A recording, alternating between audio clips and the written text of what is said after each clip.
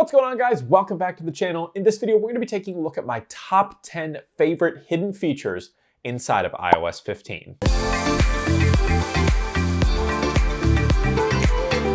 So you guys probably know iOS 15 was recently released, at least the gold version was. I've been using the beta since June or July, I think. But I finally got my hands on an iPhone 13 Pro Max, as well as an iPad mini. If you guys are interested in my first impressions and unboxing videos of those, I'll have it linked above and down in the description. But this video is gonna be focused more on iOS 15 and all of the new functionality that you can do. So if you've just recently picked up an iPhone 13 Pro, Mini, Pro Max, any of those different types of things, and you wanna see the coolest little hidden features that you may not know about, this is the video for you. Now, number one is a little bit all-encompassing, and that is just the drag and drop functionality that you have here in iOS 15. And it's all across the entire OS. So if we go ahead and go into Chrome or Safari, whatever your default browser is, and let's look at pictures of dogs. And let's see what dogs here are cute. Pretty much all of them, but let's go to my favorite kind of dog. How about that? Perfect. So let's say I want to save some of these photos to my camera roll. Go ahead and tap and hold and then drag out, and we'll get the photo here, and it has a little plus sign on it. So let's just keep scrolling with our other finger and add a couple more photos. And as you can see, they just kind of pop right over onto the sidebar there, and they kind of all group together. Now we swipe up, go over to our photos, and just let go. And boom, there are all the photos that we just brought over. Easy as that. You could, do something else with them, drop it in a new note, and boom, it's right there in a new note. Nice and simple, super cool. Say we just wanted to go to apple.com here and grab this link here and just drag it. And now we've got it as a little link here. Now this seemingly only works on Safari right now, but I'm sure Chrome will get updated to use this. Go into your notes page here and drop the link right there. And boom, it pops up as a link. You can also do the same type of deal in text messages. So again, if you just wanted to grab the link here, drag it out, let's go to messages, send it to my mom. Boom, just like that, drop it right in. But it doesn't stop there. Let's say you wanted to just grab an address out of one of your text messages. But let's say, you're going to a party or something and you need to easily put the address into a group message or whatever. You can just tap, grab that message, drag down, move it to a different message thread, and just drop the text right in. And you don't have to copy and paste it all. It just brings it exactly how it was formatted before. Super simple. Now, number two is the integration of Shazam into Control Center. So if you're out and about in like a store or something, that's where I think this happens most often, at least for me, or you're listening to the radio or something like that and it's not showing on screen what it is. You can very easily just swipe down from Control Center, scroll and press the little Shazam icon, and it will start recognizing the song. And then once it actually figures out what the song is, it will have a little pop-up that will drop down and you're able to, open and view what the song is, and Apple Music, things like that. Super easy. Now, if you're not seeing the little Shazam icon, you have to go into your Control Center settings and add it in as an option. Now, number three was a big one that Apple talked about in the keynote back in June when they unveiled iOS 15, the live text from photos. So for example, if I were to take a picture of this little MagSafe battery pack that I've got right here, boom, right there, got the picture. Now, if I go into my photos and I pull that photo up, I can actually press and hold on any of the text and interact with it like you would any other piece of text, even though it is right there on a photo. So I can just copy and paste, I could drag and drop it somewhere, but it gets even better. Let's say you take a picture of a restaurant sign or something that has a phone number, like a business card or something like that. You can easily interact with that number. It will recognize it as a phone number. You can just tap it, call it right away. Same thing with a URL. So if you take a picture of someone's business card that has their website on it, instead of having to write that down or save it, you can just tap it immediately, boom, it takes you right to that website. So tons of really cool functionality. Now, number four is a little bit kind of a hidden accessibility feature, but I think it's pretty neat. And that is if you go into accessibilities and you go down to audio and visual, you can go to background sounds. It's like a white noise machine, basically. But you have a couple different noises. You have balanced, bright, dark, and then you have ocean, rain, and stream. So if we go ahead and just turn this on, and we'll switch through them. So this is balanced, bright, dark, ocean, rain. I really like rain. And then stream.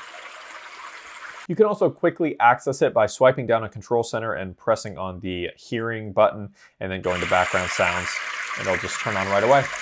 All right, so number 4 here has to do with the camera app, the new and improved camera app, I might add. You guys may have known that when taking a photo, just with the normal Photos app, if you were to press and hold on the photo button, you can actually take a video.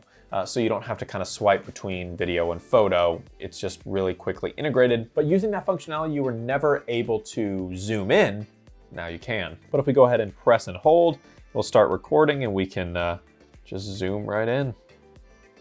Just like Snapchat, and it cycles through the different cameras as well. The next one is that you can actually adjust accessibility settings on a per app basis now. This is super helpful. So if you go into the accessibility settings, scroll down, you get the per app settings at the very bottom.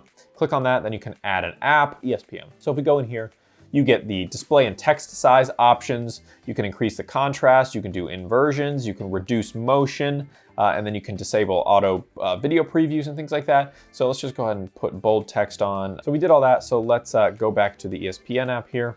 Boom, open it up, and you can see that the text size is significantly larger, and you can, oh my Lord. You can also see that Georgia is beating Vanderbilt 62-0. So if there's an app specifically that you kind of struggle to see the font or things like that, you can go in and without changing your entire system settings, just adjust the visibility in that one specific app. Now, number 7 is that you can go into Spotlight and you can actually install and uninstall apps straight from Spotlight. But if there was an app that I didn't actually own that I just wanted to purchase, let's do Honey, for example.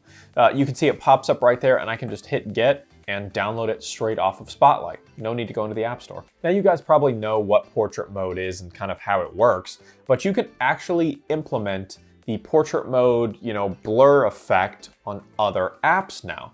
So for example, I could go into Snapchat here. And Snapchat already has kind of a semi-blur effect that you can do. But if you swipe down from Control Center here, it actually shows video effects and mic effects, and you can mess with both of those. So let's go ahead and go into video effects here and turn the portrait mode on.